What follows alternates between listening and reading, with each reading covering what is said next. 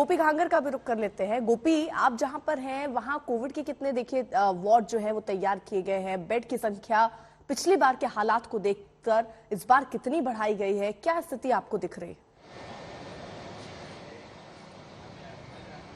बिल्कुल अर्पिता, इस वक्त हम मौजूद है अहमदाबाद के सिविल अस्पताल में। ये 1200 बेड का अस्पताल है जिसे पूरी तरीके से पिछले वेव में कोविड अस्पताल में तब्दील कर दिया गया था, लेकिन तब भी यहाँ पे हमने एम्बुलेंस के अंदर लोगों को लाइनों में देखा था और लंबी लंबी लाइनें लगी रहती थी, करीब 40-50 जितनी लाइनें लगी रहती थी। तो वैसा इस बार ना हो, उसका पूरा ख्याल रखा गया है। आपको दिखाते हैं जो तैयारियां यहाँ पर है, क्योंकि मॉक ड्रिल होना है तो यहाँ पे इस तरीके से जो ऑक्सीजन कॉन्सेंट्रेटेड के साथ सारी जो चीजें हैं वो यहाँ पे ला दी गई है। साथ ही आपको दिखाते हैं जो ओपीडी है, यहाँ का अस्पताल का जो ओपीडी है उसे भी पूरी तरीके से तैयार कर दिया गया है। बेड सारे जो है वो यहाँ पे लगा दिए गए हैं। यहाँ तक कि ये जो पूरा अस्पताल है, यहाँ पे गुजरात का सबसे बड़ा अस्पताल है, तो वैसे में यहाँ पे अभी भी 80 से ज्यादा जो कोविड के बेड है उसे लगा दिए गए हैं। यहाँ पे आप देख सकते हैं ये सारा इमरजेंसी वार्ड है, जहाँ पे जो भी कोरोना के मरीज आएंगे तो उनको यहाँ पे सबसे पहले यहाँ पे लाया जाएगा और यहाँ पे ऑक्सीजन के साथ साथ जो मेडिसिन की तैयारियां है वो भी सारी कर दी गई है। वेंटिलेटर है, वेंटिलेटर को भी लगा दिया गया है। हमारे साथ यहाँ के हॉस्पिटल के जो कोविड हॉस्पिटल के इंचार्ज है रजनीभाई पटेल, वो मौजूद है, उनसे बात करते हैं। सर, ये बताइए इस बार क्या खास तैयारी है? पिछली बार तो हमने बहुत लाइनें देखी थी यहाँ पे। वो लाइनें जो थी वो हमने उसको हमारे ही पेशेंट गिन के हमने उनको रोड पे भी ट्रीटमेंट दिया था। वो परिस्थिति काफ़ी विकट थी और it was an extraordinary situation when we had to treat the patient on the road in the ambulance itself. This time we are not expecting such a big hype, increase in patients, but however we are keeping ourselves ready. तैयार हम अपने आप को रख रहे हैं और पिछले 1.5 महीने से एक भी पेशेंट नहीं है हमारे पास। ये पूरा कोविड का हार्ट है, यहाँ पर एक भी पेशेंट 1.5 महीने से नहीं है। फिर भी हम तैयार बैठे हुए हैं कि अगर पेशेंट आता है तो हम किसी भी नंबर ऑफ पेशेंट्स को ट्रीट कर सकेंगे। बिल्कुल, यहाँ पे आप देख सकते हैं नंबर ऑफ पेशेंट्स को ट्रीट करने के लिए ये सारी चीजें आप देख सकते हैं। ऑक्सीजन जो यहाँ पे ऑक्सीजन के साथ साथ वेंटिलेटर्स जो है वो भी सारे यहाँ पे लगा दिए गए हैं। अर्पिता, ठीक है, जरा जम्मू का रुख भी कर लेते हैं। सुनील जी भट्ट भी इस वक्त हमारे साथ मौजूद हैं। सुनील जी भट्ट, आप जहां पर हैं वहां पर आप क्या देख पा रहे हैं? क्योंकि पिछली बार हमने ऑक्सीजन की कमी बहुत देखी थी, उस लिहाज से भी कुछ सुधार हुआ है, संख्या बढ़ी है, किस तरीके के इंतजाम है?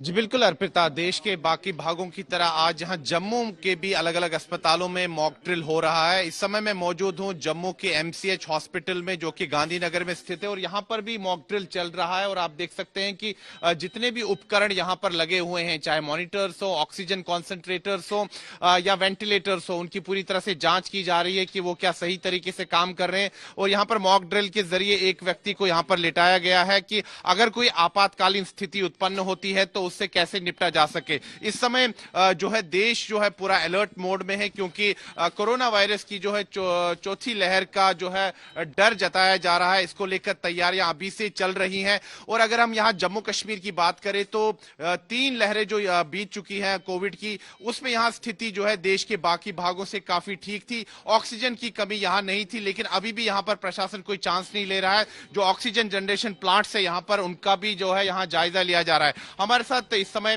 गवर्नमेंट ये जो MCH हॉस्पिटल है गांधीनगर में, यहाँ के medical superintendent doctor Arun Sharma जुड़ चुके हैं। डॉक्टर शर्मा, मुझे जरा संक्षिप्त में बताइए कि अभी कैसी तैयारियां हैं, अगर चौथी लहर आती है उससे आप निपटने में क्या सक्षम है, क्या क्या तैयारियां की जा रही हैं? हमने जो आज मॉक ड्रिल हम कर रहे हैं पूरी डायरेक्शन ऑफ हमारे administrative secretary Shri Bhupendra Kumar ji and doctor Shashidhar Sharma were principal and dean, it was decided कि आज सुबह 9 बजे हम ये ड्रिल स्टार्ट करेंगे और 9 बजे हमने अपने ऑक्सीजन प्लांट सारे ऑन किए हैं। ये शाम तक 6 बजे तक हम प्लांट चलाएंगे। ये हर महीने हमारी जो ऑक्सीजन प्लांट्स की एक हमारा पोर्टल है सेपरेट गवर्नमेंट ऑफ इंडिया का, उसमें हमें एक दिन जो है पूरा प्लांट, क्योंकि प्लांट्स हमारे नॉन कोविड पेशेंट हमारे पास एडमिटेड है, हम जितने भी मेडिकल उपकरण हैं, ऑक्सीजन जनरेशन प्लांट से सब ठीक तरह से काम कर रहे हैं। वही उसकी प्योरिटी चेक करनी है। उसकी प्योरिटी शाम तक हम एवरी आवर नोट करेंगे, उसको ऑनलाइन अपलोड करेंगे वेबसाइट पे। प्लस हमारे पास जितने बाकी इक्विपमेंट है उसको भी ऑन करेंगे, उनको चलाएंगे।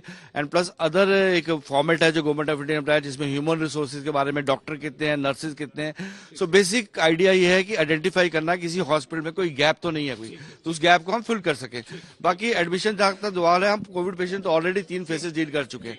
ऑनली है कि ready to how much we are ready, that has to be assessed. Arpita, आपने सुना कि जितने भी अगर कुछ कमियां बाकी हैं उन कमियों को दूर किया जा रहा है और इसीलिए मॉक ड्रिल करने का उद्देश्य यही है। और जम्मू के अस्पताल पूरी तरह से तैयार है किसी भी आपातकालीन स्थिति से निपटने के लिए। अर्पिता, ठीक है, भोपाल का रुख कर लेते रवीश पाल सिंह, वहां से हमारे सहयोगी इस वक्त जुड़े हुए हैं।